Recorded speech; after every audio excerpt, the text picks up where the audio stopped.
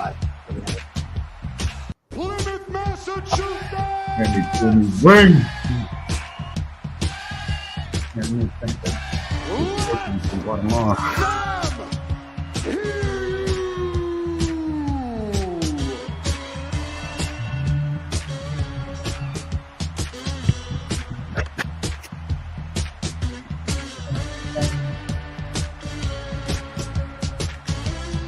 Ruben.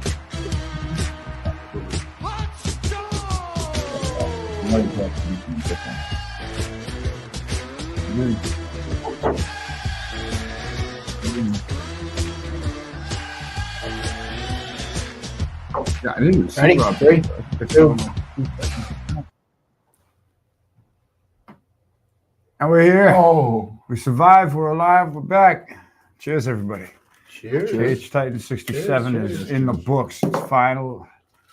And we're here to recap all the action and give praise and accolades to everybody involved. Thank you to all the fighters and the whole crew and the production team, security, just everybody that's involved and the fans.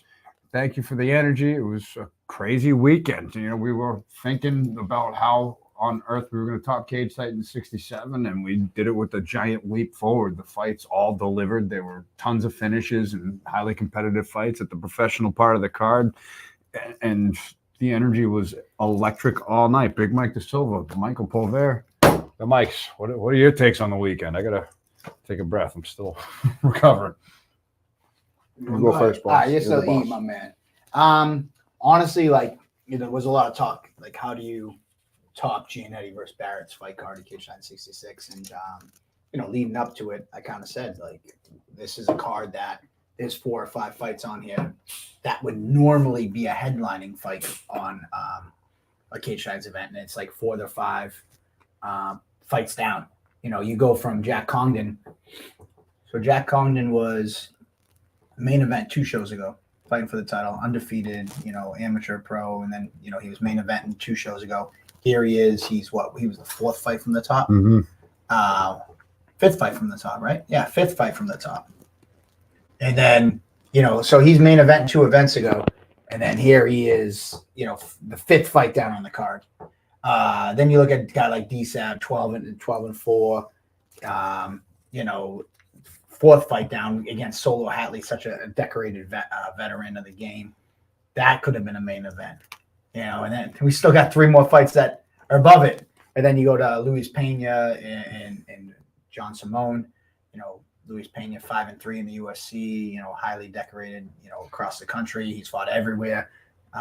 And that's the 3rd fight from the top. Then you get into Don Shainis, Mr. Memorial Hall, who's headlined many Cage Titans events against Jerry Muse, and that's the co-main. And then, of course, the main event. So I guess the long wind of it is that how do we top that? Well, we give you 5 fights on one card that could be main events. And they all delivered as such. There wasn't a dull moment amongst them. So it was a blast, man. It was really an awesome time. Yeah. And for what Willie thinks, these are lemon pepper chicken fingers. I got regular wings because I always get the wings in. So, yeah, man. Overall, I just think the strength of the card was great. And then you look at it and it delivered. I mean, I'm just going to kind of focus on those 5 fights that I'm saying that could be main events. Like, Jack Congdon fought a PFL veteran, Dana White Contender Series veteran, off his first loss of his career, and just looked flawless. Mm-hmm. He seriously put on a clinic, and once the power shot started landing and he had him hurt, he just kicked in that finishing instinct and looked like a vintage Jack Congdon performance. It was a really tremendous bounce back fight. He executed a game plan perfectly against someone with 5 times the 18 fights versus his 5. So yeah, 3 times the experience, almost 4 times the experience. And just looked incredible throughout the fight. And Miguel and Anthony Pike was an insane fight. And that's a fight that, like you said, any of these fights that could have been a main event, that could have been a co-main event, just with how electrifying it was anticipated to being, and it delivered. It was just a barn burner through and through. The whole main card was crazy. think Congdon had, I don't know what the kill performance of the night was, but that would be one for my vote. The strikes to the knockdown to the rear naked choke finish. It was a really impressive performance. Yeah, and then like just right down the list. I mean, we're only on his fight, and like, there's so much to go over. Also, it's a good opportunity to let you guys know we're looking for people that want to call in. So if you're a fighter that fought on the card and you want to call in and discuss your performance in your fight, feel free. I put the link right in the comments. If you're a fan that wants to call in and talk about the experience, what fights stood out to you, we'd love to hear from fans as well. Just to pop on. It's super easy. All you do is click that link. You open it up in your web browser on your phone. Go to your like Google or whatever. I got an Android, so I don't know how iPhones work. So I just copy and paste the link into my browser, and if you click it, and it brings you right in. You use your camera phone. It's just like FaceTime, and you'll bring right on the show. So we would love to have you call in, fighters or fans, just to talk about their experience. But with that plug out of the way, yeah, I mean, it's just like there's just so many impressive performances, and I think that this is going to be that card that we have to talk about. Like, it's just like every one of them is like, holy shit. And that's not like every card isn't like that, that have those, but this is like, these were high level matchups. And I think that's the difference too. I feel like everybody took a step up in competition too. There was like no bad. Bam, the MMA Everybody. fan. Pike impressed the hell out of me. That dude has improved a lot since his own fight. Listen, man, Anthony Pike, I said it going into this fight. Savage. Like, the kid is a killer. Like, this kid, he was on Table Times, and he told us he was a state champ wrestler at heavyweight. He's a wrestling coach. Like, this guy's highly college wrestler. I think that you might know why his record isn't a ton better, because with all the accolades in wrestling, clearly the kid just likes to forget his wrestling roots and just fucking swing for the fences. But I like, if he would just go to his wrestling roots, this kid be. He was able to stand in the pocket and trade Miguel like that. He hurt him right out the gate. And imagine if he was using his wrestling. He just likes to give the fans what they want to see and stand and trade. Throw blood on and the it's fans. Like wild. Oh, that did get bloody. Yeah, and he's got some big wins on his record. Like, he had some big wins too. So yeah, man, he was already in the back being like, yo, when can I come back? I'm like, anytime you want. Anytime you want. That was definitely made a fan out of me. As Nick Fontecchio mentions, like, Pike in a loss, he won a ton of fans. Yeah. That wasn't a loss. Same thing with Muse. Muse for sure. Muse looked incredible too. And Jay Presley. There were no losers in those fights that went the distance. It was just, it was nothing but grit in those fights. We got truly treated. There was so many viable contenders for fight of the night, fight of the years. The amount of punishment that was endured, the bruisings on the faces of all of these competitors. Everybody left everything in the cage that night. It was a spectacle of a night. Hey, what's up, boys? Real quick, too. What's up, bro? Well, Colin, you should call good. him. Yeah, for sure, man. For Throw that sure. thing in there again. What were you gonna say? I was gonna say, hey, I know we're gassing up the pros right now, but let's not forget the Emmys showed out. Too. Lights out finishes all the way until that. We got Carter Witty. And Carter Witty said main event was crazy. How about that fucking body shot, baby? Oh yeah, dude, that was body insane. shot was nasty. Insane. That was dirty. Nasty. Show the body shot. Pull it up. I'll get to the body shot. You guys talk while I'm pulling it Oh up. my goodness, that body shot. I had my hat. I don't know if anybody saw the goofy ass hat.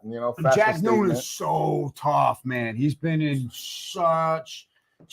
he's dug deep in so many of his fights. He's been in absolute war. So just the timing, the placement, it was nasty. That was Perrin said that he was trying to copy him, and Perrin was digging that body too.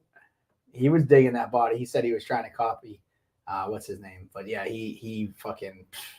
Yeah, let me pull that. Let me pull it up. I was like this. I covered my face. That shit was so nasty. Dirty. I took the hat. I was like, dude, that shit was crazy. All right, here we go. There it is. Let's go get to the body shot. Let's go see. Let's go get to it. Bam. I need a producer, Anthony. All right, here we go. Let's get to it. Well, we'll go back to the beginning, but let's just, because we're on this, let's go talk to it. There it is, right there. Hit the sound.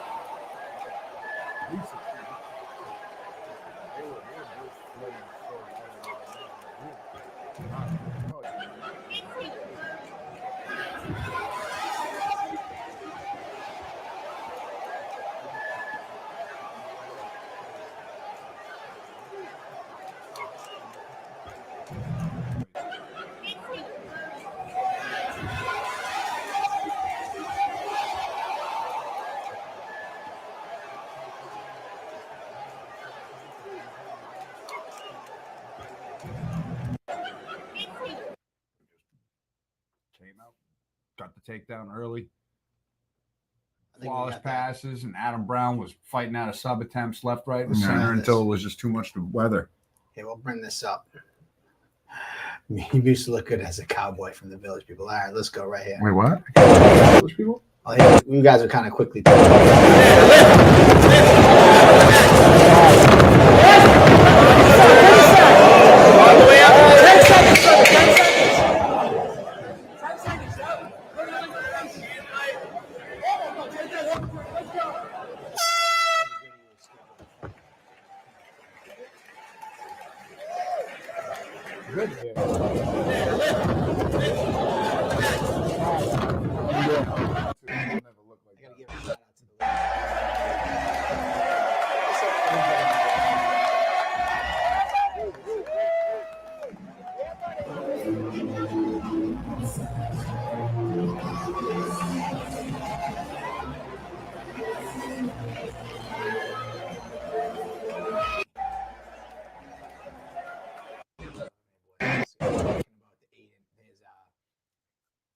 Brown and Giuliani.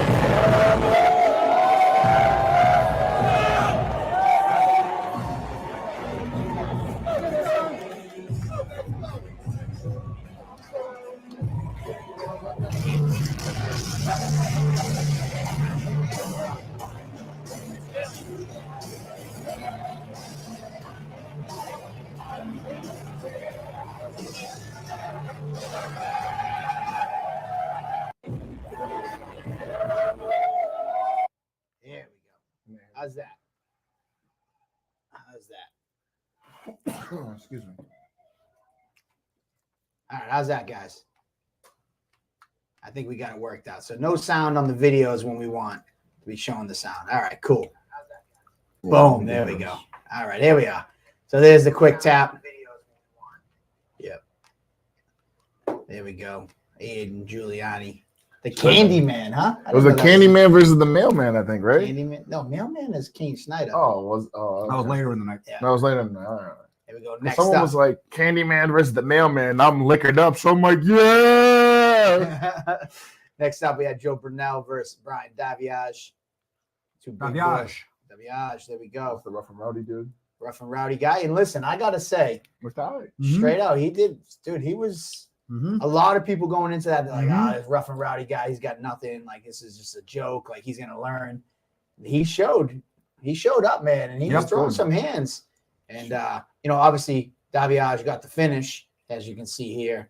But I got to tell you, man, Brunelle was definitely impressive. I was a little bit of good stoppage. I was kind of, some people questioning him, and I was like, okay, I can see where the questioning come. The rough and rowdy crowd is not looked at as, that respected, like whatever. And listen, man, it worked. And Brunelle, hats off to Brunelle. He actually told me that Aaron Hughes helped corner him. And he said that he's gonna start teaming up and start going down to regiment. Okay, then. And Coach Hughes in the house. Yeah, Coach I think Hughes. he's in here somewhere. I think I saw him. He was in there. Brunelle had some great kicks. I was gonna say for a rough and rowdy guy, I thought he was just gonna start throwing like tough man bombs, and he's fucking winging head kicks and shit. He's all right. Oh man, it was scrapping on the ground and Daviage though with the ground and pound though once it got there, and he was looking fast and crisp with the hands too, rolling with punches nice. He looked really good for a young kid out the gate. Yeah, great fight. So there we go. Let's go to the next one. Let's see what we got next. Here we go. What do we got next, Mikey? Next up, Ruben Batar taking on Colin Holton. So yeah, man, this fight was crazy. So here we go. We got a quick look at them walking out. I was kind of like a little I gotta say I was a little disappointed with the stoppage. I don't know how you guys feel, Andy. You got to see them up close, but initially. I knew the cut was there. I knew the eye was kind of bruised. After party, and I'm like, so when I was at the after party, I was like, oh, it didn't look as bad. But when I did walk in the cage, like I saw the cut on the eyelid, and I kind of got a good glance at it, and I was like, yeah, for an amateur fight, I can see the placement of the cut. It was on his eyelid. So yeah, they'll stop eyelid cut. Shainis lost his pro debut because of an eyelid cut. Yeah, so I think that's exactly what it was the placement of the cut. I wish I had a picture. At least that's what it looked like when I kind of glanced at it. I didn't get a good look at it, but yeah, cuts unfortunately don't have as much leeway at the amateur level. Let's get Fontecchio. Hit that link. Call in, man. We want to hear what was going on in that corner because he was Holton's coach. Click that link and call on in because I'd be interested to hear what was going on in the corner. We had a good talk too. He said that they were interrupting him and stuff, but. I gotta say, if it's an eyelid cut, they're gonna stop that every time. I thought they're not gonna let, especially amateurs, they're not gonna let that eyelid split because that's a very difficult sew job. But that kid didn't even go to the fucking hospital. He was at the after party, and I gotta say, with his lumberjack shirt on, he had like a red plaid lumberjack ass shirt. Dude, real quick, he's jacked as shit. And he's like, I think he's like 35 or something like that. You're telling me, I'm like, this dude fucking huge. I'm about to be 30, 31, and I'm in no way of shape. Well, he was a CrossFitter, but then you remember, like Fontecchio brought up, I think he served too. He was a state champ wrestler too back in high school, which clearly was 10, 12 years ago. But yeah, man, it was very interesting. And at first I saw the picture and I'm just kind of like, man, that kind of was. Oh, actually, here we go. We do have the selfie. There it is. There it is. Can you pull it up? There we go. How's that, guys? Can you guys see that? See that cut that's on his eyelid? Let me add it to the stage. Hold on. Add it to the stage. If you zoom in a little bit, even more, you can see that cut is horizontal on the eyelid. That's as close right by that bruise. Oh, we got Fontecchio on here. Hey, get him in there. What's up, Hey, guys. What's up? How you doing, man? What was going on in that corner? I fucked up. It was me. I gotta own that. That's my inexperience as a corner. I let them disrupt me too much. The over the eyelid wasn't actually split, but I didn't do a good enough job wiping the blood off right away, and they were just kind of up my ass. I messed that one up. I have to own that. It sucks for my fighter, but there was a cut under the eye that was split open, but it wasn't actually bleeding. That one, the one above the eye, was more of a hematoma that he was worried about. I had to be more vocal. I'm going to take that one for my fighter all day. We're bummed out. We thought that the second round was going to go much better for us. So I got the picture up there. Let's do it again. I'm going to throw it up in there. Yeah, because when I saw it, it looked like on the top eyelid there was a good little cut, and then that picture you can kind of see it right adjacent to the bruising. So it wasn't I don't actually. think there's anything you could have done Yeah. to prevent them stopping that fight due to the placement of the cut, no matter what you did working wise on it, because that cut wasn't definitely open. the photos there. There's definitely a cut on the eyelid, and I just know for On a the fact top. on the That's top like eyelid. it's like a hematoma. It wasn't There actually. is a cut. There's an opening. There absolutely is. Is there? I can see it. I don't know. You saw I Colin. don't know, bro. You saw Colin. You saw Colin at the there. What was he like? What did he say? He's fine. I mean, he's bummed out. Like, it just feels like it was incomplete because we knew that Ruben was tough. We knew that we weren't going to get a first round. We didn't expect a first round stoppage. You saw that he had that Darce choke at the end of the first, and we drilled that, like how to defend that. So that, like when he was there, I was actually pretty excited for a second round because his arms were definitely feeling it from trying to finish that. So we knew we wanted to capitalize later, kind of let the adrenaline dump happen. Obviously, we didn't want to get punched in the face like that, but that's fighting. So, he's fine. He's, he didn't get hurt. It is what it is. It's not life threatening. So it's amateur fighting. We go upwards from here.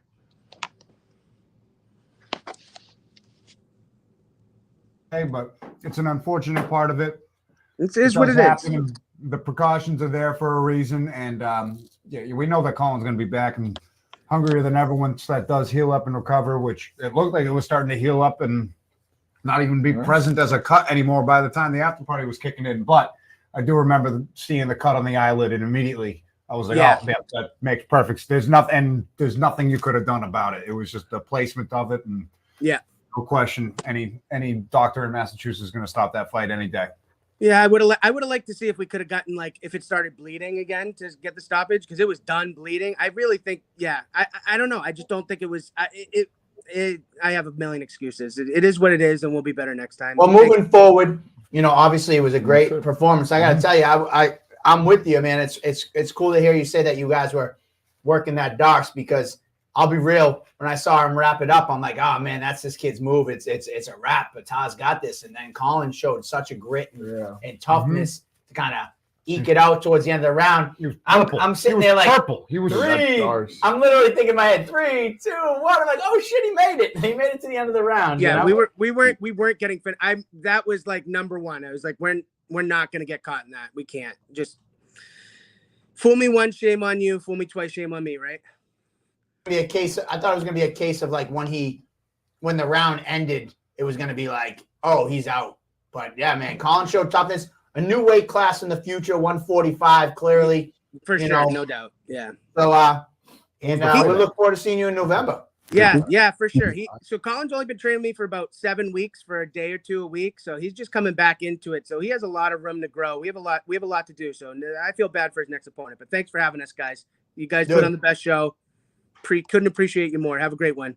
Man, Nick, we love having you, man. We love seeing what you're building, and you're just starting to make your name on the map, which I appreciate. Doing through Cage Titans, you got a great prospect in Eder, and we saw a lot of good things out of Colin, and I look forward to seeing you guys in the future. So we'll be chatting. Sounds good, bud. See you in November. Take care. All right, see you. Peace. Take care. All right, there we go. That was a great fight. A great fight. Yeah, the placement of the cut, nothing anybody could have done about it. Colin walking away healthy and look at him all smiles, man. He was all smiles after that fight, and Ruben Batar looking great too. In his second fight, he really establishing himself as a force. The Back to Basics boys came out in full force that night, so they can't take anything away from his performance. I know the doctor stoppage got involved, but he was looking good that first round, and that Darce was on full effect. Even though Colin toughed it out and got out of it, it was impressive. But Ruben showed his skills playing that fight. Listen, Ruben going to 2-0 now, sliding down to 55. This fight was at a catch weight of 58. Maybe I'm just throwing it out there. Maybe Fontecchio has Eder come in at 55 in November to kind of help out, pick up his teammate. I'm liking the sounds of this, it. but I don't know how. We'll see what happens. But I like it. We don't make fights on Monday. We'll let you guys speculate and make fights. I don't make fights on Monday. I need a couple of days off. It's a fun speculation. Yeah, for sure. I got to focus. Shout out to my youngest son, Weston. His birthday's this upcoming weekend, so I got a birthday party for him. I got to focus on that. Do a little fan. We don't say no. Nick Fontecchio is not wrong every time. He doesn't even ask the name. He's like, I don't care the fucking name. Just we're fighting on that date. Whoever shows up. So, but either way, Yeah, shout out to my son Wesson, his 5th birthday. My youngest son, 21 all the way down to 5 He now. was born in 19 or 20. 19? Jeez. Oh, that's crazy. He's So, 5. I got to prepare for that, and then I'll I was match off make a next year. week. Anyways, enough about that. Shout out to Wesson, not like he's watching. My kids do love that. We have like so many subscribers on YouTube there. That's my cool dad flex. I'm not a loser dad. Like, you got 10,000 subscribers. That's so cool. Do you get a plaque? I'm like, no, we need 100,000. We need 100. They're like, get to We'll get there. 100,000. I'm like, I made it one day. We'll get there. But anyways, enough about that. Any chance we can see small glove Muay Thai? Listen, man, if you want to do small glove Muay Thai, we're always looking for it. Always on. It's just a matter of like, you know, you get a guy that wants to do Muay Thai and he wants big gloves. The other guy wants small gloves. So it's just like the big gloves are usually more traditional. But we were missing a Muay Thai fight on this card. We did have one booked, but unfortunately it fell through. But we love giving the spotlight to the Muay Thai fights. And I think that as a sport, it's a great sport. It just hasn't had like a ton of publicity locally here in the States. And I think that we can do a good job of bringing some publicity to it. So we always enjoy having them. But unfortunately, we didn't have any this card. Next up, we already talked about it a little bit. My man Carter Witty taking on Jack Noon. What do you think? What do you rate that mustache, Andy? I dig it, man. Taking the mustache? I dig it. All right, here we go. And I knew this was going to be a scrap. Both guys have been in wars. They like to throw fisticuffs. They're both gritty, durable kids. So I knew it was going to be a fun fight, and it was a fun barn burner for as long as it lasted. But as you saw the highlight already, Carter Witty landing that liver shot from hell was just picture perfect. Left hook to the body. They got the early finish. And it was Jack and his dad. just starting to heat up. Shout out to his dad, man. His dad really- Oh, yeah, for sure. That knee hurt. Yeah. Bam! That was brutal. We'll let that play one more time. It's just a work of art. It doesn't get any cleaner. This is a work of art. There you go. Carter Witty getting in the win column, man. November 9th. He's calling for All right, November 9th. I'm in. I'm That's it. sold. We're all on. Sold. Sold Carter Witty. You punched your ticket. Listen, Carter Witty punched your Literally ticket. punched this ticket. Yeah, man. We talked about Carter Witty, like, you know, how he was yet to have a victory inside in the MMA world. And we all knew he was so talented. And it's just a matter of time before picking up the win. And I think that he Savage Carter Witty is eating about 45 of those on Thursday nights. Shout out to Brian Raposo, Regiment striking coach. Mhm. You know, we've all kind of known and heard through Mitch Raposo, Aaron Hughes, and the guys like the dog that Carter Witty is. And you know, he just hasn't, you know, unfortunately he lost his 2 MMA fights, and it was like as 0-2, people look on paper and they're like, come on, this kid's no good. And I think we were waiting for his coming out party. I think he had his coming out party this past Saturday, and he's going to be one that people are now looking forward to seeing, and they know his skills. Like unreal, man. That you couldn't even have placed that any better. Couldn't have placed it any better. Who doesn't love a liver shot? Oh man, unreal. And I think, like I said, I think that knee kind of hurt him. No doubt. And then he it opened him up. But And he's been in those clinch wars in the Muay Thai realm, and he likes fighting in a phone booth. So that was just a Carter Witty fight, true and true. And you know, Carter Witty's must-watch TV whenever he's on the Cage Titans card. He's one that you are like, yep. He's so stoked, and it's so great to see that happen. Next up, let's go to the next fight. Who do we got? We got Eric Wynn taking on firefighter Cam Davis. Speaking about body shots, Yeah. what we got coming on here? Here that comes was the lockouts. Another body shot set up to the finish. Eric Wynn in his return fight. Bam! Perfect kick. And then I love this. He knows he's got him done, and he kind of had.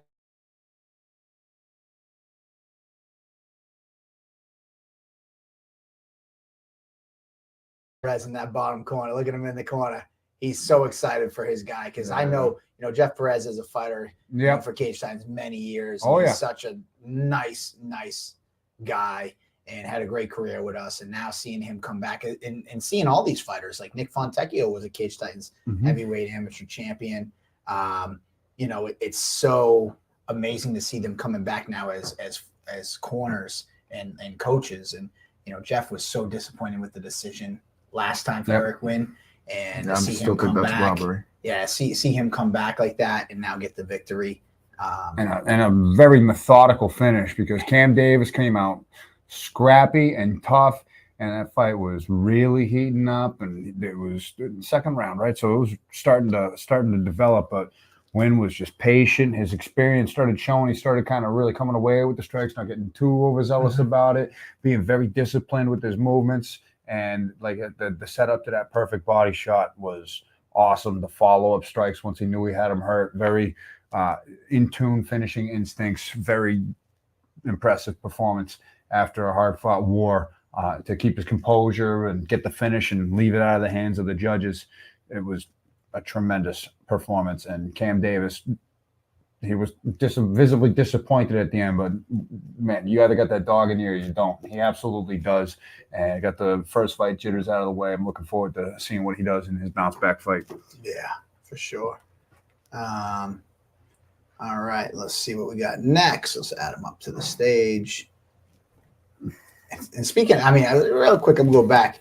You know, speaking of back to basics, Ruben Batar and Eric Wynn and Jeff Perez's school. We just talked about former fighter Nick Fontecchio, or I shouldn't say former because he actually threw a comment in that said he'll fight anybody at heavyweight. So, which if you look, coming right back, put that comment up. Yeah, he said. So I say former fighter, but it's just amazing. Another example, amazing to see. Like we just talked about him and Eder Gomes, an undefeated 55er, and Colin Holton.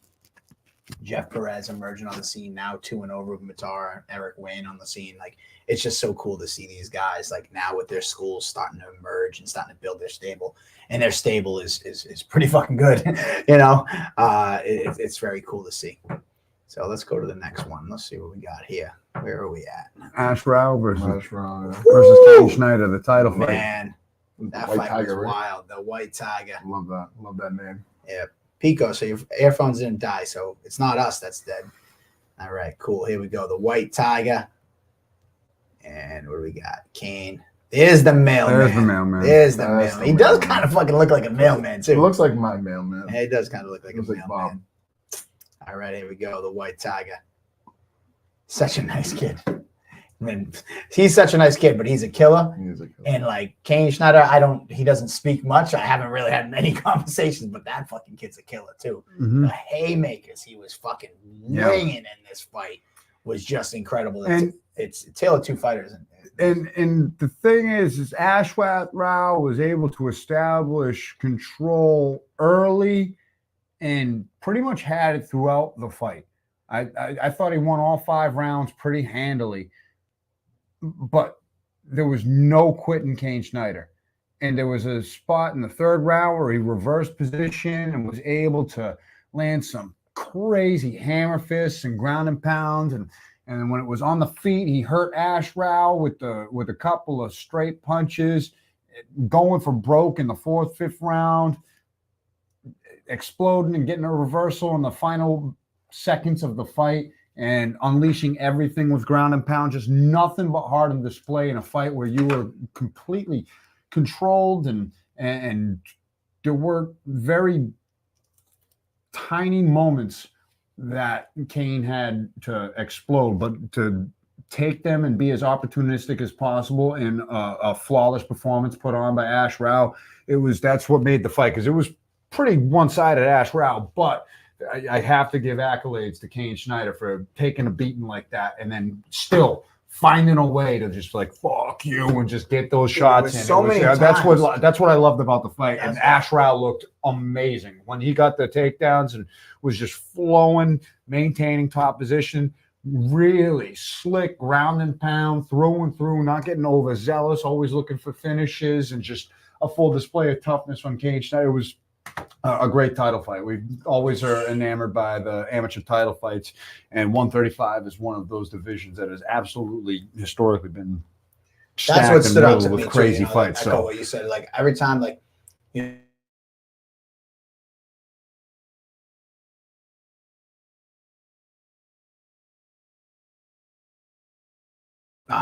Kane Schneider would just dig deep And then all of a sudden, it looks like he's about to get the stoppage because he's just fucking hammering. Mm-hmm. He was, for a 35er, that kid was throwing Heart, some man. leather, man. He's got heart. But I can't wait to see how he bounces back. And the adjustments, because he was kind of like winging his punches early, and Ash was capitalizing on it, and then he tightened them up later in the fight and got some big success, cracked Ash. But then Ash showing his toughness in that moment, getting the takedown, and then dominating the rest of the round. So it was a tremendous title fight.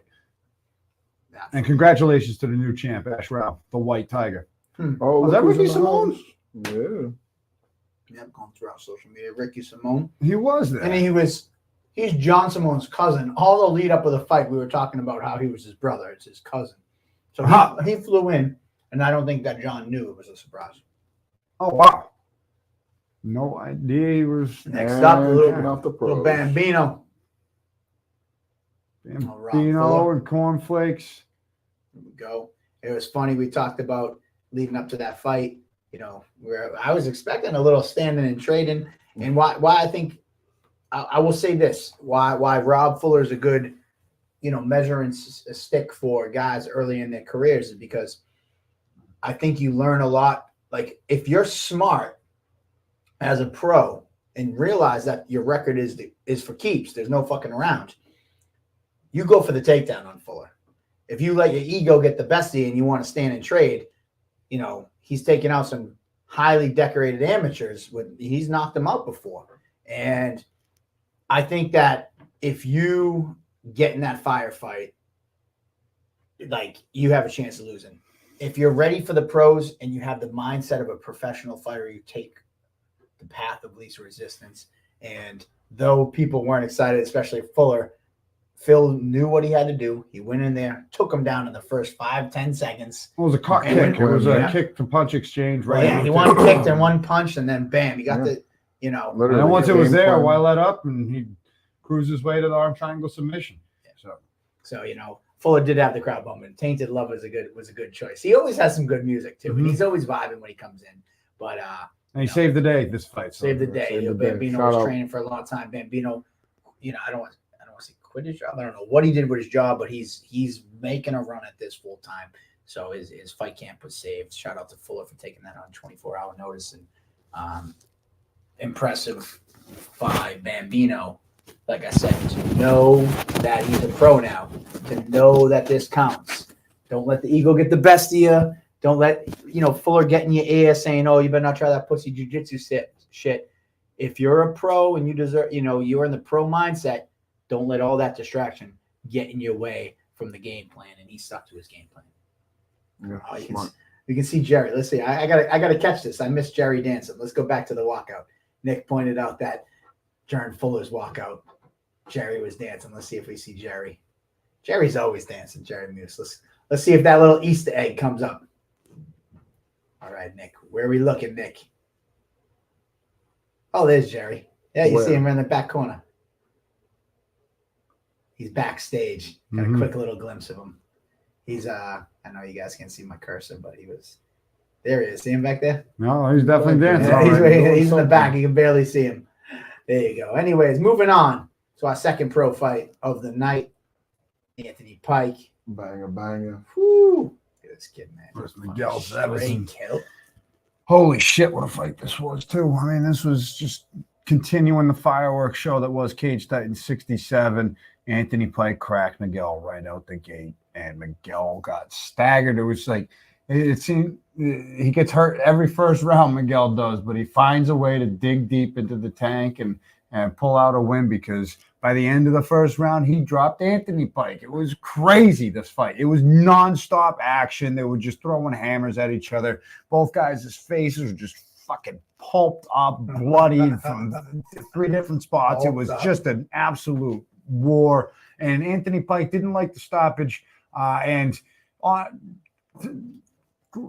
one thing if you're there for like a minute and those elbows accumulate, but I feel like that was a little quick and the feet were on the cage and he was fighting for it. But So you think he was early? Crucifixes, I think go on a little longer, but no, I'm taking anything away from Miguel. He was in an absolute firefight, got that crucifix, and the elbows that he did through were extremely damaging. And Pike it wasn't the worst crazy earliest stoppage, but he bounced up and was still trying to move around. He was kind of kicking his feet on the cage, waiting for an explosion on it. So I feel like there was still a transition or two left before, but nonetheless, it was a war. They were both heating up, and You said he went out for a second. I don't know what point. Who said? You said he went out for a second. Who said it? Looked like he Pike went out? Yeah, went out. Maybe. And if that was the case, then I stand completely corrected. The referee's always got a better view of it. I could only just see like the positioning of his feet on the cage, like he was gearing up for an explosion. I don't know if it would have changed anything. But yeah, no, it looks like his legs are actually gone there. But then he pops right back up. Either or, it was an absolute barn burner. Miguel looked incredible, getting hurt, overcoming adversity, dropping him, and then the finishing instinct, because the way he slid into that crucifix, it was just devastating, and just slamming elbows, very violent ground and pound.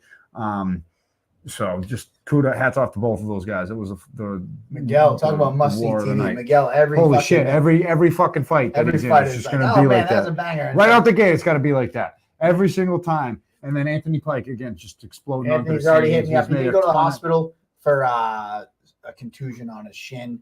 They were a little nervous about it, but he was at the after party. So yeah, they threw some ice on it, and they let him go. So, quick update on his medical. He was I believe he was the first fighter that we sent to an ambulance. We had two, but I'll give updates as we get to him.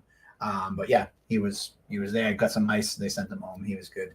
And he's already hit me up being like, when can I come back? And I'm like, you got to welcome back anytime you want. Unfortunately for Anthony Pike, after seeing a performance like that, I don't know how many people are going to be lining up looking to fight him. No one. Like tough match. That's a tough match. Tough. So we'll see. Stack division anywhere. We'll see what we so can I'm do. sure we'll find somebody who's going to be Here we go. welcoming him back. Next up, we got Brody McDougall, the American Psycho, taking on Lorenzo Fitzgerald. And what a fight this was as How well. do you top Miguel and Pike? Well, they said, hold my beer. Yeah, no kidding. This was the real. It was kind of like it was. They're both very early in their careers, both at different stages in the game. Lorenzo Fitzgerald's been around forever. Brody McDougall has been training a few years and has taken the up and up fast track, training out of Nostos. So they're kind of two different generations for being so early in their careers. And they met in there and put on an absolute barn burner of a fight. The clinch work between both of them. They were tagging each other with knees up the middle. Takedowns by Lorenzo. Exactly. Once he got into that clinch and was in on their hips, some huge slams. The ground and pound was insane through the whole fight. He's cracking him in the body, cracking him on the skull, and then anytime Brody would get up, Lorenzo would find that other takedown and make gravity do the work. A tremendous fight. I had some friends of mine that came to the fight, and they were all enamored by Lorenzo Fitzgerald's performance and just how he was pitching a shutout and completely dominant the whole fight. But did he get all 3 rounds? He did get all 3 rounds. I remember watching it. It was like Brody had a bunch of moments in the stand, was landing some good right hands, coming in tight. So it was like I could have seen it being closer. But like Lorenzo, as the fight went on, Lorenzo's top pressure and ground and pound got that much more and more dominant. And the 3rd round was just all Lorenzo Fitzgerald by the end of it. He was so dominant of it. By the end of the fight, it was like it had to go to Lorenzo, just based on sheer top pressure and ground and pound. That anything else that was subjectively close in the striking and the clinch work, because they were both landing good knees to the body and overhand strikes. It was a great fight through and through. You saw all facets of MMA, and Lorenzo Fitzgerald getting that first professional win. You know, he saved the card when he stepped up to fight Everett Desolé on short notice to go in against an undefeated prospect with a full camp and crack that goose egg and give a kid like Brody McDougall his first loss. It's a huge performance in Lorenzo Fitzgerald's hat, and he looked great doing it. And just to see the whole team, the lab and FAF just losing their shit when at the end of the fight, it was a real emotional moment because it was. Dude, Brad O'Terry came over to you. Brad O'Terry. He's been training for so long, and you could just tell that they were so excited for their guy to get the first professional Dude, win. he was and Lorenzo's standing up, like pacing in the corner for the last 15 seconds. Yeah, he dude. literally was just It was walking back and nuts. forth. Fredo Terry. It was nuts. And that's time come over and say something to Yeah, Mikey. we talked, man. We talked, we shook hands. I was coaching. I was doing my best to coach McDougall when he was on my side, and obviously he didn't like that, but it is what it is, man. You either love me, you hate You said to me. me earlier, you're a Lorenzo fan now. I am a Lorenzo fan, yeah. Dude, he's great, man. He showed me some amazing MMA that night. Yeah, I'm Shout out to all of Brunelle, it, just because all he's of in the. I don't know if he was on earlier, but it looks like he just tuned in. Shout out to Brunelle, man. A lot of people were very impressed with your performance. Not too bad for a Definitely. rough and rowdy guy, man. So no yeah, doubt. cheers to you, Brunelle, Yeah, man. no Great doubt. performance. I couldn't be happier for Lorenzo Fitzgerald either getting that first professional win, and Brody's going to learn so much from this. Dude, we're going to be talking about it in this next fight that we're recapping about So how one bounces classic back after Fredo suffering the Terry first. style. So yeah, Nick Fontecchio, he was definitely jacked up. And they said it before we go to the next one. They said it like we saw Lorenzo on 4 days' notice making a pro debut, and they knew that this was the type of performance he has. You know, he trains with Lally, he trains with Sean Graham at FAF. He's trained everywhere. You know, Lorenzo showed up and showed out, and they showed why that he called for that fight. He He's a knew stud, man. they called for that fight. So yeah, and then last one, Brandon Johnson. No, this is just water, my man. Just water. No mix. I don't have no mix. I think he's talking to me, fool. But yeah, it's just water. I need to recover. Oh, it that looks like mix is actually, if you deadly. look at the bottom, it looks like the mix. Mix is deadly. Mix, let me tell you, man. Yeah. I was wavy the first couple of fights. The show was like this, and I was like, "Ooh, I need to slow down." Mikey at one point was like, "Yo, slow the show down. It's going by so fast." I'm like, "Dude, it's 9 o'clock. We got 8 fights to go." He's I like, was sloshed, "Oh man. shit, bro." I was sloshed. Yeah, he's feeling good. You know, listen, I got to out to recover though. a good opportunity to shout out to Big Mikey. Big Mikey, first one there Friday, setting up for weigh-ins. First one there Saturday, setting up the cage. One of the last people to leave. You know, I didn't do anything special, man. I don't need the shout out. Yeah, All of us did this together, man. Yeah, Just happy to be here. he's just here for a good time. Here for a good time. Brandon said he had a good time with you. I love you, dog. But yeah, so shout out, good opportunity. Shout out to Mikey. He knows once Mikey gets the cage done and everything's done, then it's Party like time. He's home showering, blasting shots at Casamigo. Bad. It's bad. And It's bad. Becca's like, "Are you gonna slow down?" I'm like, "Nope." Bah. Titans night, baby. Oh yeah, man. So great time. Shout out to the crew. Mikey does a good job setting up, and All of us, man. We all do. It's a I'm ready to team. get It's a dropped. village. So next up, actually, Ted Smith, great event the other night, fellas. Awesome time. Only complaint is would have been awesome if the main event wasn't overshadowed by a weight miss. Seems like Jay versus Peña is now dead. Only complaint. I mean, I don't take it as a complaint because we have no part in weight misses or anything like that. So I'm glad you had an awesome time, and I'll focus on that. As for the weight miss, that's not we can do anything about that as part of the sport. You know, it is unfortunate, but it's not something that we can control. As for Peña versus Jay, I mean, this is the Khabib versus Ferguson. It's always just seems like it's just passing ships. Jay talked about that he's gonna kind of figure out what weight class he wants to be at. Now he's a little older, making 35, might be a little tougher. Obviously, that's why we had to bump it up. So, you know, but then he thinks 45, he's a little too small. So he's gonna figure that out. The party did text me today, though. I did get a text from the party today. So we'll see what happens. We'll see where we go. We'll see indeed. You know, but I'm not chasing that fight anymore. If it happens, it happens. If it doesn't, it just might not be meant to be. So there you go on that update. Next up, Please come back November 9th. Kyron Bowen. Who? No, I told him. Please come back November 9th. Yeah, come back November 9th. There's nothing we can do about weight misses. Don't let that overshadow our events. Where we at? Karen Bowen real versus quick, Jack Penn, if y'all Conlon. want to sign that contract, listen, man. Yeah, we'll see. what Karen happens. Bowen making the trip up from Arkansas, taking on Jack Congdon in his rebound fight from the title fight. That brought him his first loss, and we already talked about this fight early out the gate of how sensational Jack Congdon looked. He was fired up out the gate, repping a new nickname, Jack 50 Cal Congdon. Who gave him that nickname? He said it. He said it. He came, I didn't even ask him at the weigh-ins this time. I thought I knew better. The one time I don't ask Jack Congdon, you got a nickname this time? He's like, hey, we're going with a nickname this time. He said that to you? Yes, he did, and we went with it, and it rocked. So yeah, he liked the alliteration of 50 cal, and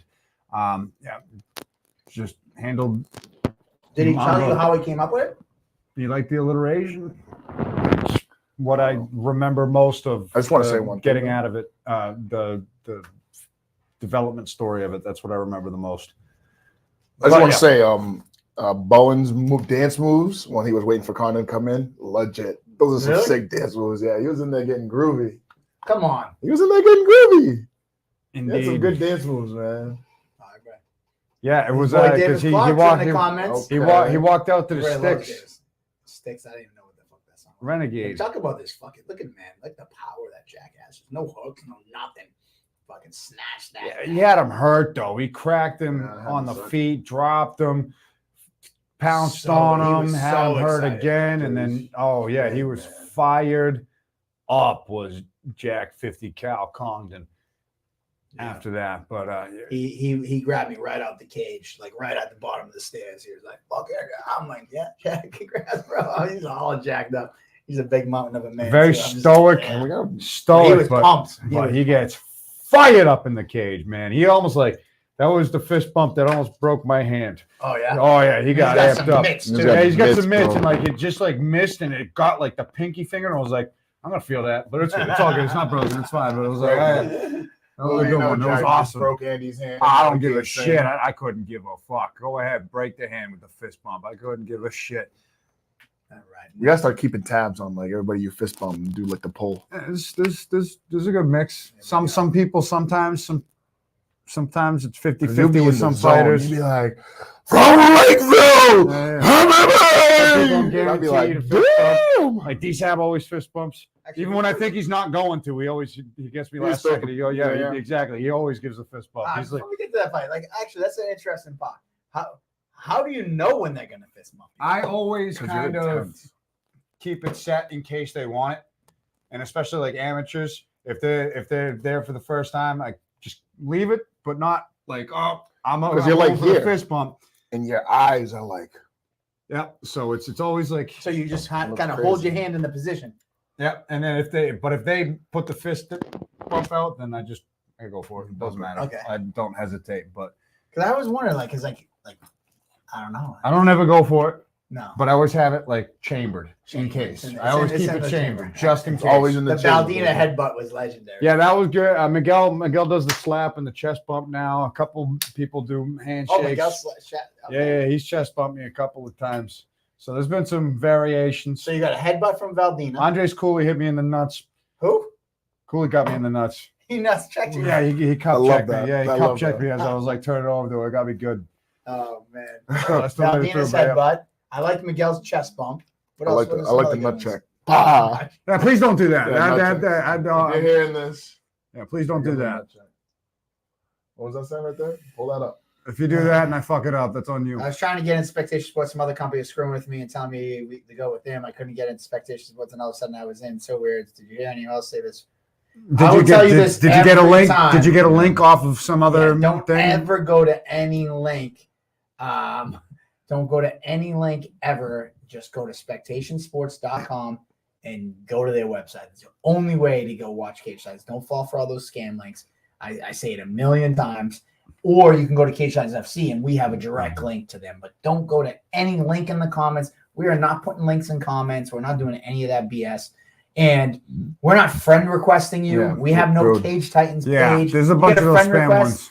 don't ever fucking Don't accept answer. a friend request. I see mutual friends with those spam ones out there. Don't do it. Don't do it. Don't Do do, do it. your I research. literally have like 100 of them on my phone that we can go through right now. So next up, we got Solo Hatley. Speaking of throws the quick fist bump, him versus D-Sab. Here we go. There's D-Sab. What a war this was as well. Solo Hatley, one of the entourage from Arkansas, going up and taking on the Cal Ripken Jr., Cage Titans, Zack DiSabatino. And this Rocking the one Baby Yoda. yeah, went the distance. D-Sab with the big top pressure early, big takedowns. And then one of the takedown attempts, Solo Hatley grabbed the cage, had a point deduction because it was such a blatant fence grab that would have propelled him on the mat, surely would have resulted in a takedown. no hesitation, immediate point deduction. And then the second round, Zack hit him with a knee up the middle that split the nose of Hatley open. He was just dripping and gushing blood out of his face. But then by the second half of the second round, he was really starting to come away with the output and the combinations. And the third round, it was much of the same for Solo Hatley, who was really putting on a pace with the hands and taking moments in between and then finding moments for his blitzes. And then they were both throwing flying knees at each other towards the end. They really got into some explosive exchanges towards the end. But there it is right there. I remember that. I was like hoping that got shot, that got caught. And that's a glorious photo right there. That's a pretty sick one.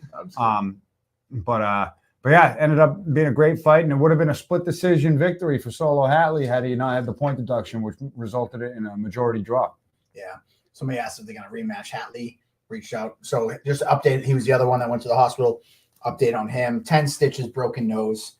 I got to show you this picture, though. I'm going to try to do it. His fucking nose. Yeah, it was pretty mangled. Was one of the nastiest I didn't even see it, things I've seen. Really? I didn't get that good a look at it. All right, let's see it that. We're going to go. I didn't see. I don't have anybody crazy in my my search history.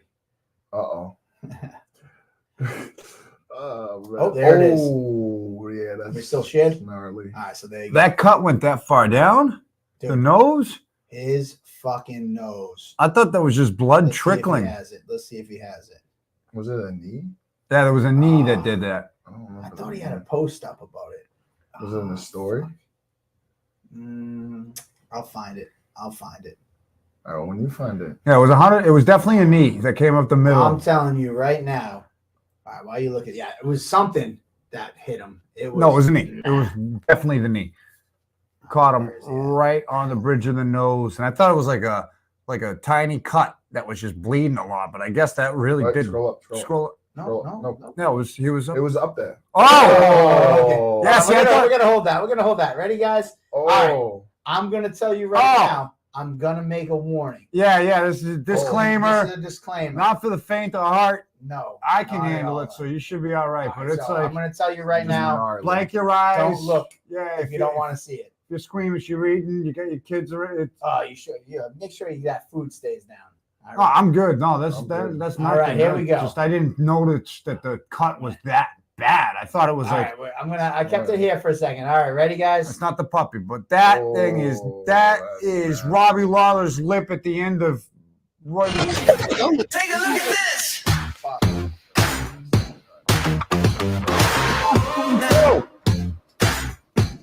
Step back. Look at this. I'm telling you, it was a knee. Look at the stitch job. That is.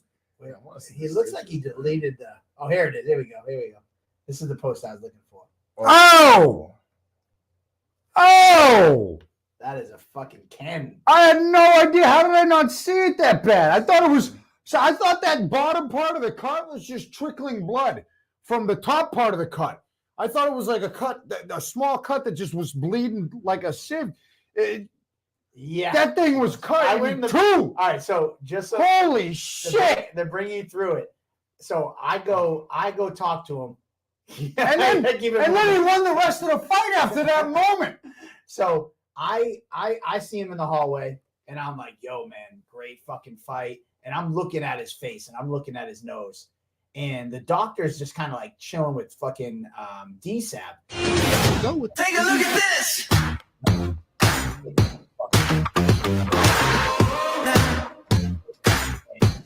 Step back. Look at this. You can see your mind. You can see it. You can see your mind. Yeah, you can free. You can see your mind. Yeah, you can free. Take a look at this.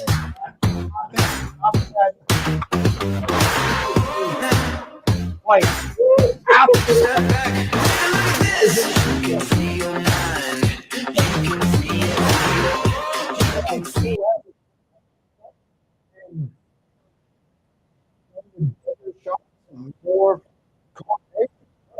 That's got to be one of the nastiest fucking cuts we've ever seen. That's the first I'm hearing. I know he wasn't. I didn't see him at the after party. I didn't know he was in the hospital getting his nose stitched up. I thought it was like a little cut that was a bad bleeder, but that nose was in two. dead. It was audio supposedly. Uh-oh. Oh, hold on. Here we go. You good? Back. Yeah, we're back. Yeah. They couldn't hear any of us. I forgot to mute the Facebook, so they couldn't hear us. It's all right. But either way. Well, Fucking good. I was nasty just play. screaming the whole fucking time. Yeah, Like, I good. can't believe that thing was like he won the fight after that happened to him. Yeah. Because So there you go. Post-fight pitch. Big thanks to everyone. Message checking on my injuries. I got 10 stitches. My nose complete down the middle split. So I got a few specialists this week. No big thing. But a flesh wound, he's going to try to squeeze one more fight in. So there we go. Good. speedy recovery to Yeah. Solo Hatley Jr. Seriously. The IRS man. What a fight. What a welcome to Cage Titans. And D-Sab in another war for the ages. There you go. Never a dull moment when D-Sab graces the cage at Memorial Hall. They fought to a draw. It was a war. So one for the record books right there is All right, where we at? nastiest cuts I've ever seen in Cage Titans. Next up, Luis Peña.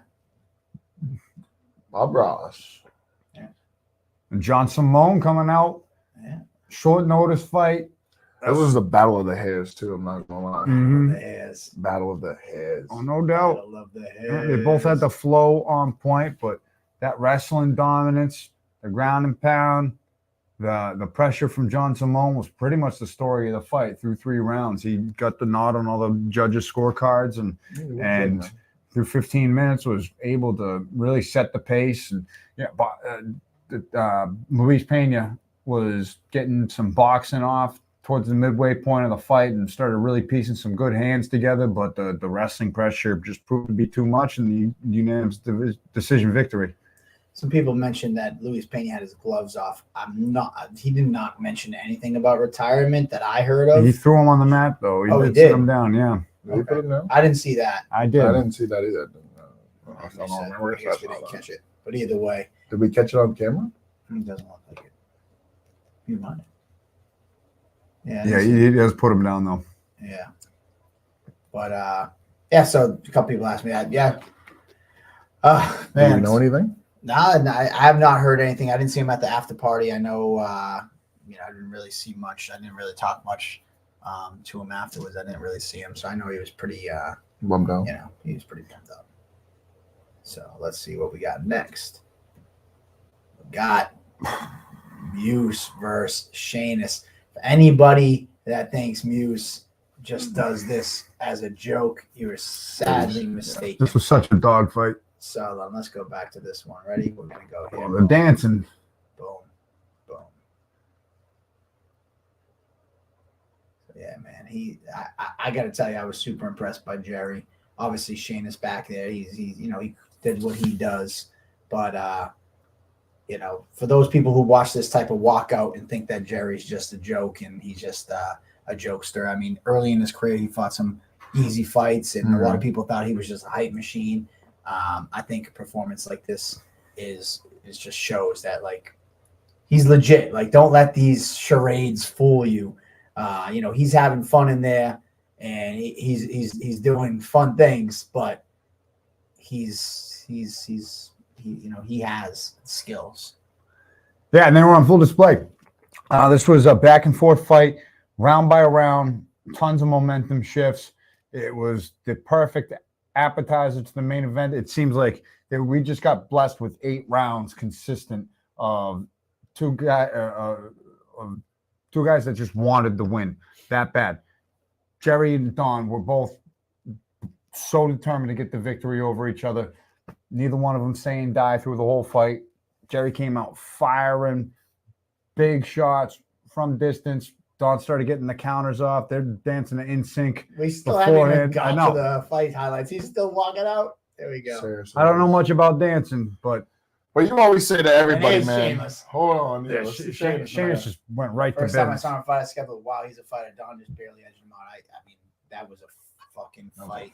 He was, dude, Jerry just walking him down with 1-2. It's just like a fucking machine. Boom, boom, boom, boom. Just walking him down. And Shainis doing what Shainis does, man. Fucking great performance. Yeah, Don was eating them. Like, Took a punch, man. I just threw buffalo sauce on there. Here we go. Look at these guys just slugging. Slanging and banging, man. What a fight. Jerry just standing in the pocket. Shainis just standing in the pocket. These guys just leaving it all out there. And if I remember, they went to the ground, right? And Jay Muse is no slouch on the ground either. He's a black belt, right? In jiu-jitsu. They were taking each other's backs. Yeah, They dude, were there were some good throwing- grappling exchanges, throwing too. crazy These sweeps at guys, each just other. like, no head movement. I mean, there's a little head movement, but they're just like, Slanging Let's and banging, go. man. That's what I let's call go. that. This whole freaking clip. Spinning back fist. Mhm. Oh, the shot. body shot. And then you take down. And Jerry's threatening with that. Yeah, Jerry's already in And there. then Shainis, get right back into the victory column. Tough Fight, man. Great fight. Fight of the night and walk out of the night by far, for sure. I agree. And with Aaron Hughes is Spider-Man. He was watching his fight live as Spider-Man, so there you go. Hold on, that's not really Spider-Man because Spider-Man was the other guy. He was maybe Spider-Man this time. He's but Spider-Man. it was- okay. Yes. They're still trying to figure out. I know who Spider-Man All right, is. well, I don't know who Spider-Man is, so I don't want anybody to ruin that for me. Don't ruin it for Big Mikey. So here we go. We're back to the main event. Presto, Jay Presley. And we keep saying it's like, oh man, an amazing fight. And then it's like, oh wait a minute, this fight happened that night too. Kind of reminds you of like Moal Kanani, Peter Barrett, followed by Party Duma. Yes. That's exactly what this was, because it was a barn burner, and Shainis and Muse, they just came out swinging, and then all of a sudden, Jay versus Jay. JP versus JP. JP is a main event for the ages, 5-round war. I'm honestly a little surprised that the scorecards were that lopsided for Jay Perrin, because he got tagged and hurt a bunch throughout that fight, but he would find a way to hurt Jay Presley later in that round. So they were both on wobbly legs nonstop through the fight. They exchange wobbliness. Yeah, it was insane. The pace that they set was nonstop. The adjustments they were making on the fly, I thought that it was just an absolute barn burner from start to finish. I thought Jay Perrin was literally out on his feet a couple of times, and Jay Presley was following up those strikes nastily, but Jay Perrin kicked into gear. He dug deep, started moving his head, and then would hurt Jay Presley by the end of the round and get it back. And it was just nonstop. Diversity The angles of strikes by Perrin too. Oh, for sure. Like oh no, I thought Presley was Perrin, right 1-2, and I thought with that right hand, but I thought Perrin won. I thought Perrin won the fight, but it was like all 5 rounds I think went to him, or it was 4-1 on one, and then 50-45 the rest. And I was like, I thought that Presley would have gotten a round or two, because he hurt Perrin really bad a few times, but nonetheless. it was one time I thought Perrin was going to get finished. I thought he like bent over to I don't know if he bent over to pick his mouth guard up, but like he was like kind of slumped over. Maybe he was looking. I thought he was slumped over, and I was like, oh shit, he's out. And then they stopped the action to grab the mouth guard, and I was like, oh okay, it was his mouth guard. But I'm like, oh fuck, man, dude. And there was times that Perrin had Presley hurt. Like, yeah, I've never seen a fight where like both guys looked like they were going to get finished. It was just So many back times. and forth. I know Perrin's going to say I wasn't going to get finished. He wants to call in. well, it wasn't like, But I just, let's have they weren't. They were like Send it to they were knocking each other down and almost finishing them. Like the red line was there for the ref to jump in and finish. It was just they would crack each other with shots, just solid shots, nonstop, where the legs would wobble, Yeah. and they would have to regain from the equilibrium was shot at least, I want to say 12, 13 times in either direction throughout the fight, throughout 5 rounds. It was a crazy pace on both guys. Both guys should be proud of their performances, and Jay Perrin coming away with the win in an absolute barn burner. Unbelievable. Great bounce back. Great way to bounce back. Let me grab this. Go ahead. You Yeah, guys yeah. can talk. Great We'll talk bounce. over the JB photo. Hey, Great. Oh yeah, cheesing. I missed him again. You I missed haven't. him again. I missed him both times he was there. He But probably doesn't even know who he is. Hey, he's too cool. And he's like, who? I don't watch. Keep talking about the sports anymore. Perrin fight. But yeah, That was a great but fight. and then Jay Presley again, his second outing, jumping up and looking great in his first 5-round fight. I want to say that was his first 5-round fight. His conditioning looked great. His power held up late in the fight. So did his chin. It was just a crazy 5-round fight, and certainly a contender for fight of the year. We've had some good ones already. We got had fight of the year contenders multiple on this card alone. We got one show left, and we're starting to accumulate all the data, and there were a few standouts this card. You know, it was a rough especially the main weekend event. when all of our camera back. I got 1, 2, 3, 4, 5. I got 6 batteries that I'm rotating through because we've They're been all through dead. so many. Yeah, they're all card. They're all dead. They're all dead. So yeah, this card was so good. Each fight got better and better throughout the night. JP versus JP was fight of the night for sure, and that was hard earned on this card. Absolutely. With that being said, we got the man himself, the Joker. What's going on, brother? What's up, boys? How are you I gotta bring doing, you up man? full screen so we can see that face. You don't even look like yourself. I know, dude. I got a black eye and a fat lip for the most part. That's what you got. It's what side is it? Is it this one? Or is it this one? That's not bad. I got a real good shiner. I got a good shiner. Oh yeah, for You sure, definitely man. That's gotta be the left side of your face. Bro, he can throw a fucking right hand from center field. That's why. I didn't realize this. I remember watching it back, and I didn't like look at the tail of the tape when we were coming out, and I didn't realize his reach was like fucking 80 inches or some shit like that. And I'm like, holy shit! Why? I always thought like a lot of those right hands he hit me with. Truth be told, I thought I was far enough away from him to not get hit with them. And then I he was just gonna say, I talked about it before he came on. and just fucking smashed me with a couple of them. They were really good, you know. They were really good. A couple That's of what I them. was gonna say. I'm not gonna lie to you. So, the two strikes that particularly did ring my bell were at the end of the second round.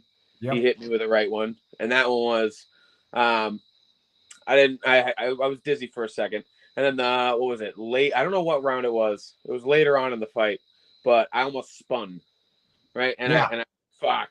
That one definitely made my knees wobble a little bit. I recovered really fast. So like in like the and then like the next 10 seconds I bounced back, but he definitely clipped me a few times. And I was like, holy shit, he can't do that again. So, and it was every time I stopped moving. So he definitely hit me good.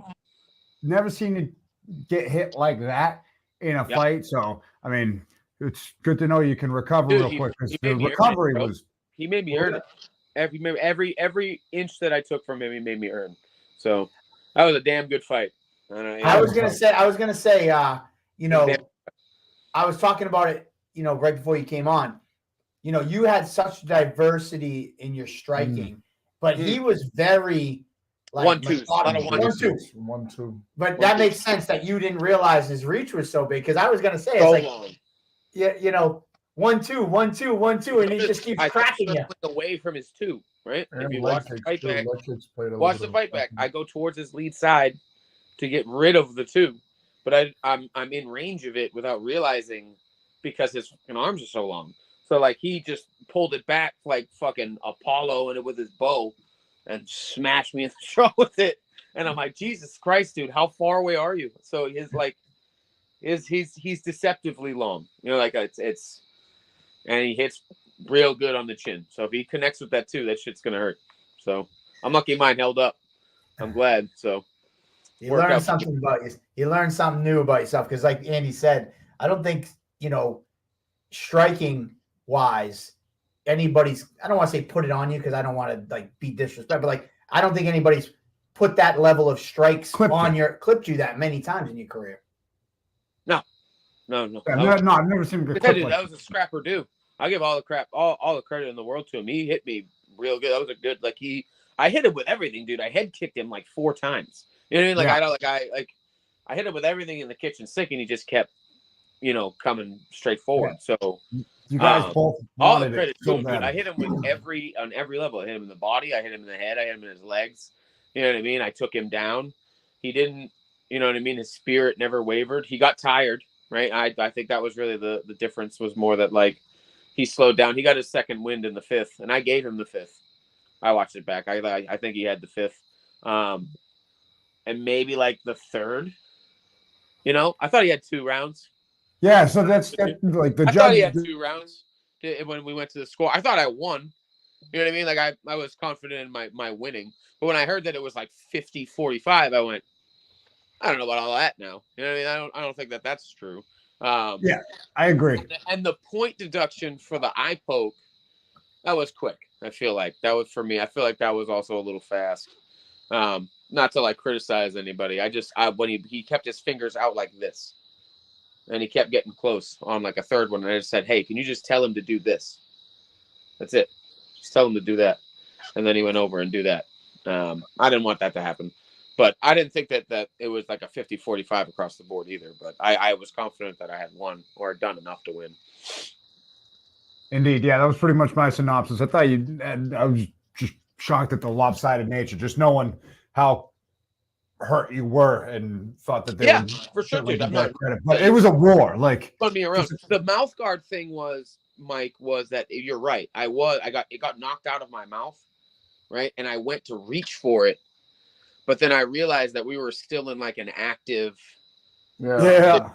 Who so ref when that? you watch Santana, it back, right? I realized what I'm doing, and I'm just bending Santana over in stopped. front of him, and so I put my hands up and I spread out like this, thinking that I'm still in an engagement, and then the ref came between us. So I went for the mouth guard instinctually, and then pulled away really fast when I realized that he was still fucking throwing punches at me. Yeah, you went fumble. Oh, it's not football. Essentially, that's not the time for it because I knew that until I made separation from him, the ref wouldn't, or ideally, you know what I mean? Normally, the ref wouldn't stand between us because he had just hit me pretty good. He hit my mouth guard out, and if he had continued to follow up, the ref wasn't going to stop until I defended myself or there was a stall in action. So I tried to back away. And then he kind of jumped in as soon as there was kind of any space between us. So that was kind of what happened there. So Lisa has a question. Please tell Jay, I noticed he was spending a lot of his energy pushing his hair out of his face. So maybe next time tie it up or cut it shorter. I can't, you know what I mean? The thing is that I tried to, but the elastic kind of snapped in the back and it wasn't very good. It is too long. That's for damn sure. So it's the first time that's ever happened. And it definitely could have gotten me in trouble. So you're right. I will either cut it shorter or tie it up. I can't tie it up because I look like an alfalfa right now. But totally spent too much time putting my hair back. Brandon Johnson says the hair refuels the tank, power of the flow. That's true. I was very well conditioned for that. But yeah, that was dude. Honestly, great fight. One of the best fights I think I've ever had. It's like one of those fights where you're like, damn, bro, I'm gonna remember that one for a long time. He hit me 100 times. I hit him 200 times. We threw like 670 something punches at each other over 25 minutes. That's a scrapper do right there. I said that we were gonna stand in the middle and trade, and that is what we did. And I'm glad that because the card before was so hard to follow, dog. You know what I mean? That's such a hard. With Giuliani and Peter because of the lore behind that fight. So to be the card to follow such a show, you know what I mean, with the fan intrigue, it's tough to headline because you're like, fuck, people aren't going to care as much. So to be able to look back and go, well, it doesn't matter because that was probably one of the best fights in a main event that I've seen in a fucking long time. So, if either of us had won that fight, it wouldn't have mattered because neither of us have anything to be ashamed about in that fight at all, because both of us hit each other really hard. We both got rocked 4 times each, you know what I mean, and from start to finish we tried to hurt each other. So I don't know what more you can ask of us. Yeah. Hey, we got the Dustin Poirier short pull up. I was gonna say we got the Jay Perrin hair flip. No, he pulled the shorts up too a couple of times. I do pull out my shorts. I was like, oh, he's pulling up the shorts. He's getting serious. Yeah, I did do that a few times. I'm like, fuck, I gotta stop doing that too. That's crazy. So earlier on, a couple people mentioned future matchups. I know that you're talking nutritionists trying to decide on 35, 45. Just figure that out. Yep. Figure that out. The future's bright for you, man. It must have been nice to get right back in that win column. Yeah, it just feels nice it felt nice to just throw my hands a little bit and just enjoy the fight. You know what I mean? That was so much fun, bro. And that fight is one of those ones that reignites your passion for what you're doing. So I really enjoyed myself on Saturday night. I there's a lot of matchups we could go with, but for now, with the passing of, I've had 3 people in my family pass away in the last year, and as I'm getting older, I'm not going to miss opportunities to spend time with my family. So I'm gonna finish out the year and kind of heal up because doing like a turnaround is going to be tough for me. And then you guys will probably see me in like March when I figure out what weight class I'm actually going to be in, because the 140s and the catch weights isn't like a thing for me. So I'd like to figure that out and then actually commit to a weight class before I sign anything else. There you go, man. You heard from the man himself. Well, I hope you enjoy the next few months off. It looks like the Joker Madhouse is taking off, the training and all that stuff. Anybody give a shout out for your training sessions? Oh, my training sessions? Well, he freezes Thursday at Lozon. The Madhouse thing is actually I'm starting a cult, and we're gonna sweep the nation with our kickboxing short shorts cult. So it's gonna be great. Madhouse MMA, Madhouse kickboxing. Look out for it in the future. That's gonna be my thing. But you'll see me in the commentary booth, right, Andy? I'm in. Bang! Absolutely, right. man. I won't be gone for totally. You'll just hear the soothing sounds of my voice as people hit each other instead of watching me get hit 104 times and spun around with right hands and shit in front of all my friends and family. So it'll be a little while, but I'll be back once I figure out if I'm too fat for 35. Then I have to kind of like recompose my body to make sure that I can compete at 45, because Mr. Makate told me that I'm small. So I got to figure that out. Hey, let me ask you real quick before I let you go. I don't want to keep you long. I see you in your nice robe, but you're probably getting ready for bed. I know you're out back preparing, but give me the fight that stood out if you caught any from this past weekend. Shit, there was so many, bro. Like, honestly, I'm not gonna lie to you. Jerry and Java, people are gonna. You can take it anywhere. Jerry really impressed me with his stand up with Don. And that was a crazy back and forth, if I'm honest. Jack's fight was nuts. You know what, bro? Miguel Sevasin is a fucking dog, bro. Oh my God. Just love Miguel in every way, shape, and form. I don't know, dude. It's hard to pick a favorite, if I'm honest with you. There were so many just straight up back and forth bangers. That car was so well matched. So I'll go with Miguel just because I'm always a fan of watching Miguel do his thing. So I'm gonna say Miguel's fight stood out for me. All right. Well, thanks for joining. Thanks for calling in. Get yourself a purple robe, man. That would be more fitting. I like red, bro, but I will get a purple robe. You gotta get a purple I'll get one all for the the robes. joke. All right, Hey. you buy me a robe. Speaking of the red, do you still get that jacket we bought after the Contender Series fight? Damn right I do. This shit is styling, brother. One day that's gonna be like, like that years down the line, be like the stupidest money purchase you've ever bought. That jacket Of all time. I still tell people how stupid it is to shame myself for it. Was it like a $250 jacket? Dude. It's the dumbest thing ever. I thought I was so cool, but I still do. I'll still walk around with it on, because whatever. I paid the money for it, so fuck it. Now I have to wear it. It's just the principal thing now. So you were so excited when you got that jacket. Now I'm bringing it up because it was red. A lifetime ago, and I sucked, bro. It's the worst. Oh God, I don't know. You let me buy it, so you're a bad friend. All right. Well, hey man, maybe we're into the fights next time, so everybody knows what we're talking about. Have a good night. Have a good night, guys. Thank you for having me. Absolutely, Jay the Joker Perrin. Take it easy. Congrats again.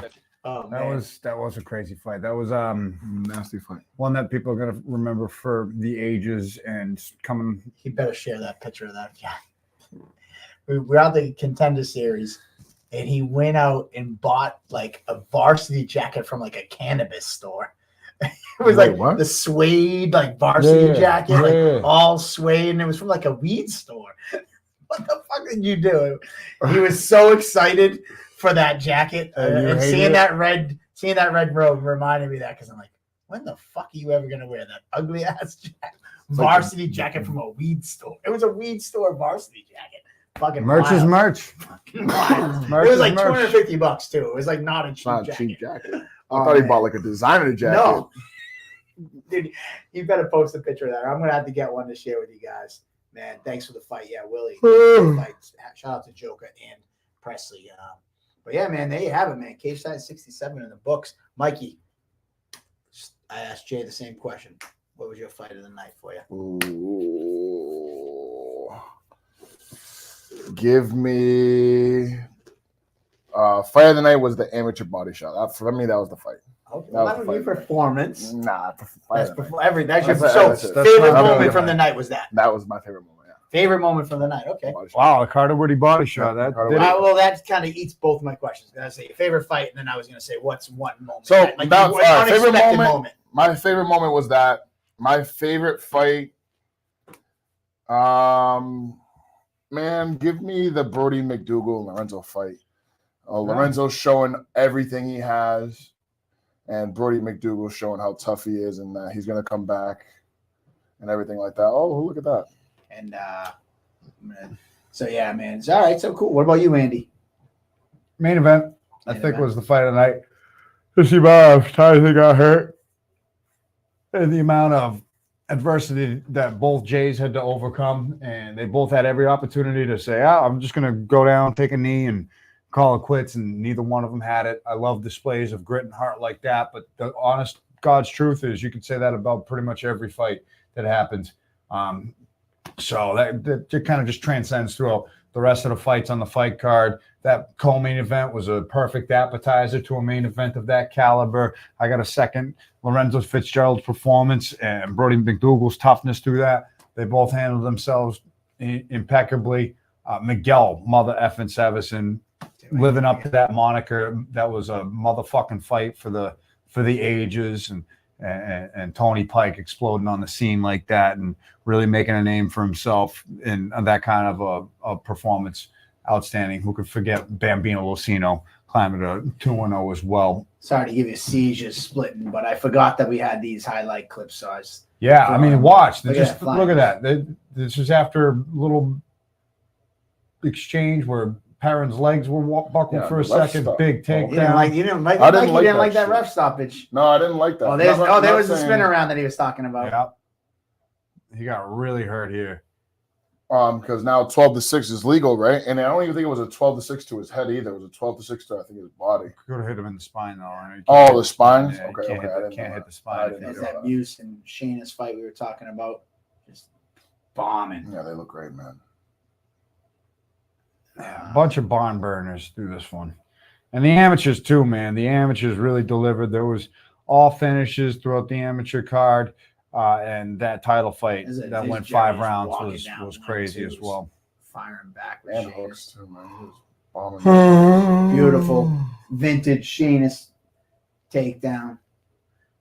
Jalen Brown. Keep going to that one. Here we go. What else we got? It's Congdon. Stuff in the takedown. Good stuff, man. Showing that he's been working the wrestling since the Piersman fight. Yeah. Jack's just there comes the big, finish. man. Grabs it. It's like, come here. He's like, I'm just getting. Come here. Let me talk to you real quick. Let me say something to you. Great shot. No, that sucks. There you go, Peña and Simone. Simone just that wrestling dominance. Oh, in this yeah. fight. Put a pace on him. You definitely did. Dude, crushing it. And for the buggy choke. It looked crazy. Yeah. I couldn't tell from what he was doing from back away. I'm like, what is he for a buggy choke? You boys with Joe Giannetti, you don't know the buggy I choke? do know I do know the buggy choke, and I know it definitely must have sucked to be in there. He's just punching it. Well, a couple of those just punching the mat. Look at me with the hat in the background. That shit's legendary. Yeah. That hat was awesome. Here we go. Ash Rao, just some great grappling. Dude, he said some stuff in the post-fight interview, too. Like, they got some beast at Broadway Jiu-Jitsu. Like, And they do. they just don't fight that often. They're just, they just love Aiden, Melvin. Danny Jefferson. Yeah, Jamie Jefferson. It's been a minute since he. Yeah, man. They Yeah, the just, kid's a mean kid. they're Schneider, though. But yeah, like no quit. Oh, he took Aiden up kick there, too. But look at it. This is 10 seconds left in the third round after being down. I the thought he whole was time. gonna go Oh, out. yeah, the triangle last second. So both guys just no quit. That was an awesome Shit, fight. That was a great fight. Awesome That body fight. kick, bink. Oh, look at that follow up too. Just perfect. Man, the floating amateur down. showed out, man. Body, I there know. it is. There's There the it second is, view. man. I just covered my face after. Oh, I gotta see your reaction. Look at my reaction. Yeah, I Look didn't at my see it. reaction in the corner. All right. Look at right there with the goofy ass hat. take the hat off, and I cover my face. That was nasty. You got Brunelle and Daviage with that finish here too, that ground and pound, that body lock takedown. Giuliani made quick work, just go right for the takedown. Right See you naked later, choke. body. Yeah, went after that choke a few times. Yeah. And Lucino and Fuller getting that head and arm choke, stepping right over. Picture perfect. All right. And then that's it, man. And last but not least, I'm going to go to the last picture. Let's go here. Oh, yeah. Big Mikey. Yes. Shout out to Big Mikey. Woo! Today, Big Mikey made the drop off to Plymouth. The Plymouth schools, the backpack drive. You see all the stuff there. The bottom that was donated. Shout out to everybody. That was helped all of us, Big man. Mikey That wasn't put it his all name. together. You directed it. Mikey's favorite backpack. He made it. That was With his my Louis. his little family Louis there, Rebecca. loading up the back of the car. My awesome fiance. Yeah, who also was there helpful. I keep hitting the wrong button. Let me get back to Go that back, picture. man. Show my handsome face with my sunglasses. He's so cool. He wears glasses inside. But Inside, hey, And those he- lights are no joke. of course, he had to rock Yeah. that backpack. That was his favorite one. I wanted to keep that backpack. I'm not gonna lie to you. That backpack's sick. It lights up and everything. I love that. So, backpack, yeah. man. We got that donated down to the Plymouth school system, all that backpack stuff and all the supplies. Thank you guys to all of you guys who helped be a part of it. We had the bin at Staples in Plymouth that was full with donations. And then the people that couldn't bring supplies but donated money and Venmo Mikey, he went and did a nice little shopping spree and Yeah, like pick all that everybody, stuff up. all the money that was, with the gift baskets and everything like that, all of it was used to buy. And if you look at those bins, man, those bins are full and they're organized. And we took the time to There we to go. Let's really zoom like, in on zoom those in on bins. those bins, man. Takes a That's- village. It really, Look at that, shout out Mikey. all you guys, man. That's all of us, Indeed. all of us together to help people that are in need, students These that are all are the in need. backpacks. So Look at this those bin's all the backpacks, backpacks. And we got all the pens. Everything, man. Notebooks. That bag is full of glue sticks. I had to kind of separate everything to make it easier for them, Zoom in on that backpack, Look at Mikey. that backpack, man. Zoom in on the cheesing face, man. Look at the face. All of us cheesing, man. Oh, man. That was just awesome. That was awesome for all of us. I love that. I love doing stuff like that. Oh, man. Great job. So let's see what we got. That was awesome. All right. Well, there you have We'll it, do something guys. else. What else you got? We'll do something else in Yeah, the so- future. We've adopted families over Christmas. We just did this backpack drive. You said you used to do that stuff back in the day, right? Yeah, We'll so bring some of we'll that do stuff back. man. And Mikey's been spearheading the whole community outreach, which I appreciate him and his fiance Becca. So they've been doing a great job. So shout out to those guys. And what else you got? Any closing thoughts, Mikey? I'm excited for November 9th. Whatever plays out. If anyone has any ideas and they want to reach out to me. Because good luck trying to talk to Mike. To have Mike talk to me, it's just not going to work. Just talk to me directly about any ideas. I'm always open to them. And, I'm excited to see everybody November 9th. I mean, I wish we were already there. Oh, jeez. Kind of Yeah, a couple beers. No breaks. No breaks. Oh, No Man, I need a breaks. break. This was No breaks, man. Come on. need a nice break. Listen. I got my fill of blood. No. I got my fill No of breaks. my fill of violence. I'm ready for Nah, gas only. radio baby. silence for a little bit, and then I'm gonna be clamoring for November 9th. It's gonna be here in the blink of an eye, and I'm just stoked for it already. I don't know any fights that are gonna take place, but Cage Titans is I do. my home. I'm sure you do. I'm sure you do. I don't want to know about them until next week, but the Cage Titans is my home. Plymouth Memorial Hall is my home, and I live for these weekends. I need it every other month, so we're in. I'm just stoked for shout it. out to the fans that said that Cage Titans was better than the UFC this weekend. Oh yeah, and O'Malley, you're probably happy O'Malley lost. You're not an O'Malley fan. No, I'm a Marab fan too. So yeah, I was pretty thrilled with that. That brought a little smirk to my face. Yeah. I was happy about that, but yeah, it's also cool to know that our co-main and main event were barn burners. and that Man. the Spheres co-main and main were lackluster by their standards, but I guess Noche went really well, so it was kind of cool to not compete with Noche, it's unrealistic of a word to say, but to be on and Yeah. be held in such regard and have a sold It was out cool that some crowd people and- said to us, like, "Oh man, like I'm like leaving." They come to the cage sides and then they're like, "Oh man, I heard I missed out on a fucking crazy UFC event. I'm kind of pissed. I came here. I should watch the UFC." To hear the reverse happen, being like, "Dude, I'm glad I came here because, whatever." I mean, Hey, the That's UFC, I'm just- not gonna lie to you though. They had some cool things that I'm gonna talk to you about off you camera. got some ideas? from All right. Noche. Yeah, Noche. Why we man. bring the Plymouth Sphere? No, not the Plymouth Sphere, man. But I had like, Plymouth dude, Sphere, there was I some like that. there was some camera angles that I saw, and I'm like, I think we could actually do that. All right, So we'll we're get talking. the brainstorm going. As you know, we always like every event we try to bring something new. So let's see what Big Mikey has in store. Maybe we'll debate that off camera and then I'll bring it to you next week. So we'll see what we got. All right. But Are we without gonna further tell ado, nobody? Hey, Cheers. cheers, everybody. Cheers. What a weekend. Thank you all. Nothing but Cheers. gratitude. My heart is full. peace. Cheers. Peace. Plymouth, Massachusetts.